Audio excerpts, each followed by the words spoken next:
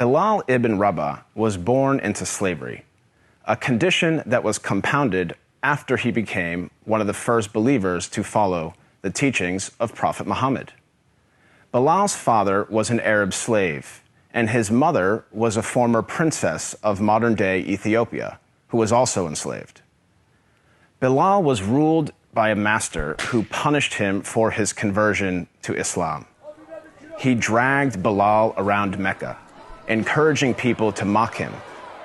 He even tried to force him to renounce his faith by placing a large rock on his chest and pinning him on the ground. But far from renouncing his faith, Bilal showed a defiance and strength in the face of persecution and violence. Impressed by Bilal's steadfastness to the Islamic faith, Prophet Muhammad sent one of his closest friends, Abu Bakr, to pay for Bilal's freedom. Once freed, Bilal rose to prominence in the early Muslim community. Prophet Muhammad appointed him to serve the mosque by using his melodious voice to call the believers to prayer. Bilal was a black man, and for some, his blackness made him unfit for such an honor.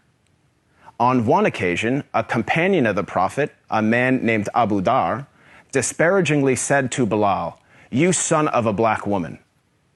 This drew a swift rebuke from Prophet Muhammad. "Are you taunting him about his black mother?" asked the Prophet. "There is still some influence of ignorance in you." The ignorance the Prophet identified was rooted in the misguided view that a person's race reflects his or her moral character or social status. In fact, the Prophet's message of racial equality stood in stark contrast to the prevalent racial animosities of 7th century Arabia. Scholars refer to the period prior to the advent of Islam as Jahiliyyah, a time of ignorance, which included racism. Arguably, Prophet Muhammad was the first person in human history to declare, in no uncertain terms, that no person is above another by virtue of race or ethnicity. This declaration is crystallized in one of the Prophet's notable speeches, his last sermon, as it is known, which was delivered on Mount Arafat in 632 AD. In that sermon, the Prophet unequivocally condemned racism when he said, "All mankind is descended from Adam and Eve. An Arab has no superiority over a non-Arab, and a non-Arab has no superiority over an Arab. A white person has no superiority over a black person, nor a black person has any superiority over a white person, except by piety and good action." Ever since then, Prophet Muhammad's teachings on racial equality have inspired human beings to strive for racial equality and justice for all. Consider the life of Al-Hajj Malik al-Shabazz, more commonly known as Malcolm X, the black Muslim civil rights leader who battled racism in the 1950s and 1960s.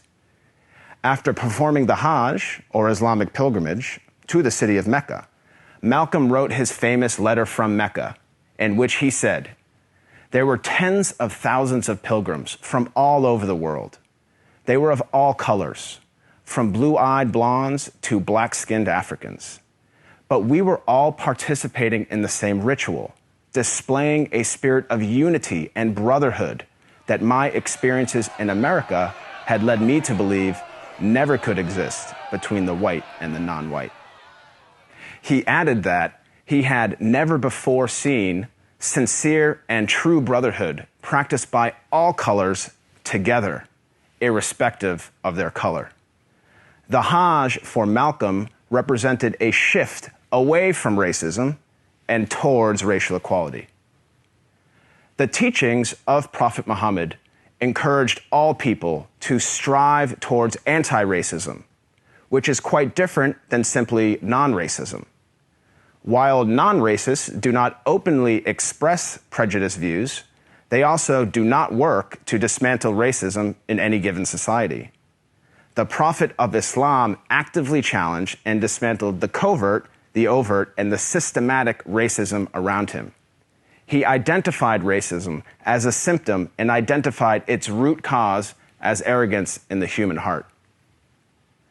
As our world becomes more and more diverse and interconnected, it is imperative that we strive to follow the teachings of Prophet Muhammad. I am not a Muslim myself, but I have to say that I am deeply inspired by the anti-racism of Prophet Muhammad, because he showed that a person is distinguished over another not by race, but rather by the quality of one's character and conduct. I am Craig Considine for the Amir Stein Center.